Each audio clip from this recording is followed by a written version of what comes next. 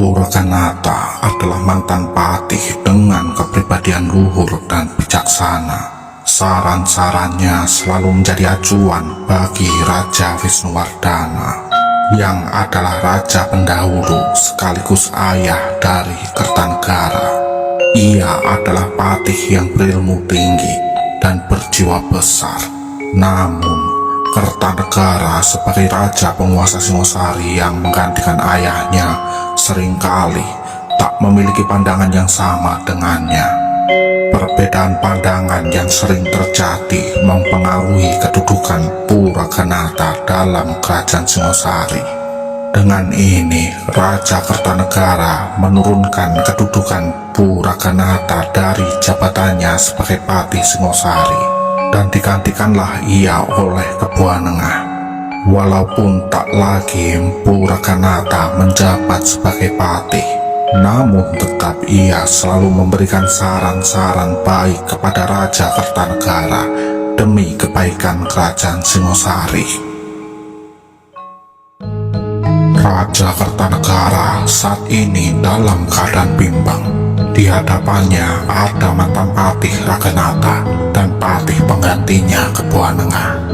Purakanata berusaha mengingatkan sang raja tentang pengkhianatan yang mungkin terjadi dari dalam negeri. Sementara Kertanegara sibuk memikirkan politik luar negerinya.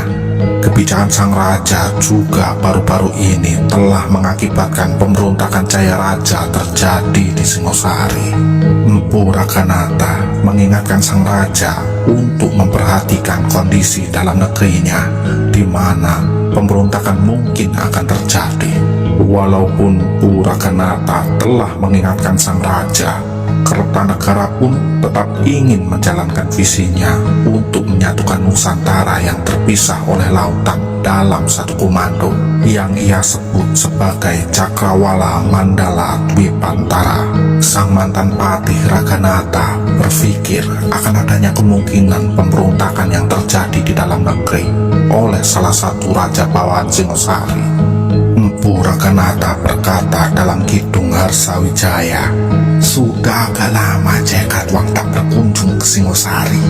Ia merasa ada keganjilan dalam tingkah laku Jaya Katuang yang saat itu menjabat sebagai raja bawahan di Gelang-Gelang, di mana Jaya Katuang sebelumnya sering berkunjung ke Singosari untuk menghamba pada Raja Kertanegara.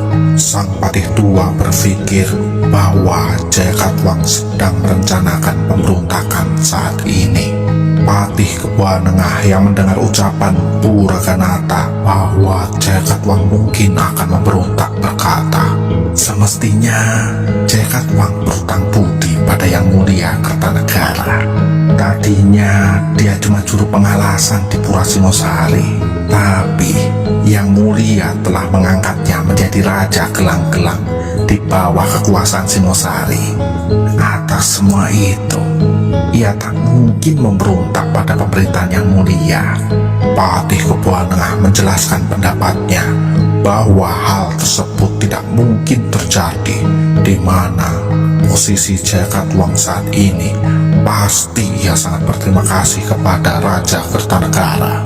Apalagi ketika Kertanegara mengingat hubungannya dengan Jaya Katuang. Istri Jaya Katuang adalah saudari dari Kertanegara. Saudara ipar Kertanegara ini juga rupanya masih sepupunya. Ditambah lagi, Jaya Katuang kemudian berbesan dengan Kertanegara. Ardaraja yang adalah anak dari Jaya Katuang diambil mantu oleh Kertanegara. Melihat semua itu, rasanya tak mungkin Jaya Katuang akan melakukan pemberontakan kepadanya. Setelah berpikir sejenak tentang hubungannya dengan Jaya Katuang, Kertanegara pun merasa kemungkinan Jaya Katuang memberontak adalah hal yang mustahil. Ia menjadi tenang kembali setelah memikirkan hubungan baiknya dengan Jaya Katuang. Dengan pertimbangan-pertimbangan tersebut, maka Raja Kertanegara pun menolak pendapat bekas patih Raganata.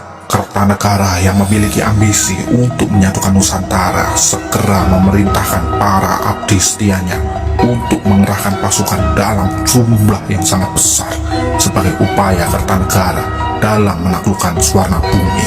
Kertanegara sadar betul akan kekuatan kerajaan Dharmasraya, penguasa Suwarna Bumi, yang memiliki kekuatan militer yang sangat besar dan kuat. Maka pada tahun 1275, Kertanegara mengutus Kepuan Nebrang sebagai komandan pasukan Singosari dan ditemani oleh pasukan Singosari dalam jumlah yang sangat besar untuk memastikan rencananya dalam menaklukkan bumi Melayu. Ia berencana menaklukkan bumi Melayu dengan cara damai dengan mempertontonkan armadanya yang sangat besar itu. Lalu diantarkanlah pasukan yang sangat besar itu dari Tuban oleh sang wakil patih Apanji Aragane. Namun keinginan Kertanegara untuk menundukkan Suwarna Bumi dengan cara damai pun gagal. Kerajaan Dharmasraya tak sudi untuk berada di bawah kekuasaan Singosari. Maka armada Kepuan Nebrang pun melanjutkan rencananya menaklukkan Suwarna Bumi dengan cara militer. Dan pasukan-pasukan dalam jumlah besar pun dikirimkan secara terus-menerus untuk memenuhi misi yang diberikan Kertanegara dalam menaklukkan Suwarna Bumi. Kertanegara dalam ambisi dan visinya dalam menyatukan Nusantara tak berhenti hanya mengirimkan pasukannya ke Suwarna Bumi. Pada tahun 1282, ia juga mengirimkan pasukannya berangkat untuk menyerang Bali. Ia pun tak henti hanya sampai di situ. Ia juga mengirimkan pasukannya untuk menaklukkan Pahang, Kurun, dan Bakulapura. Pada tahun 1284, Kertanegara mendapatkan kabar gembira dari pasukannya bahwa mereka berhasil menaklukkan Bali dan menjadikan Bali sebagai wilayah Singosari. Kabar gembira tak hanya datang dari keberhasilan pasukannya dalam menaklukkan Bali, Pahang, Kurun, dan Bakulapura pun juga tunduk dan menjadi daerah kekuasaan Singosari. Ambisi Kertanegara dalam menyatukan Nusantara pun mulai terlihat lebih jelas di depan matanya.